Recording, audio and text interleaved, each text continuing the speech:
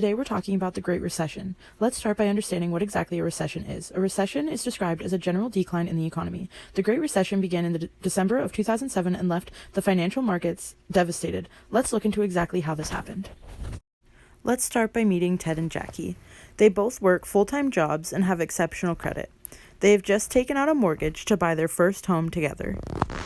After they have bought their home, their mortgage is put into a bundle of mortgages, which is sold by the banks to an investor as a mortgage-backed security. These investors then take out CDOs, or collateralized debt obligations, which is a type of refinancing mortgage-backed securities or insurance in case of foreclosure or default. That way they won't lose any money. But this started to become a big problem when banks, rather than giving out just prime mortgages, gave out subprime mortgages. Now you're probably wondering, what the heck's the difference between a prime and a subprime mortgage? But there's actually a big difference and a big risk when you give out a subprime mortgage.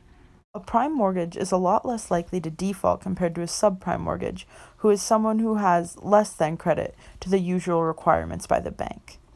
Once other companies found out that these investors were accepting subprime mortgages, they began to take out credit default swaps. Credit default swap is when a company bets against an investor and their bundle of mortgages, so that in a case of default or foreclosure, the company would receive money from the investor itself. But what does it mean when you default on your mortgage? A default is when you can no longer afford to pay back your mortgage to the bank. But if you aren't paying the banks the money that you owe, that means that you can no longer have possession of your home.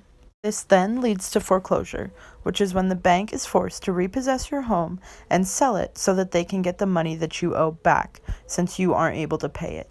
But during the Great Recession, foreclosures began to pile up, and this left investors searching for the money that they had invested into the CDOs that they had taken out. This also led to a crash in the housing market. Now for Ted and Jackie, this was not good news.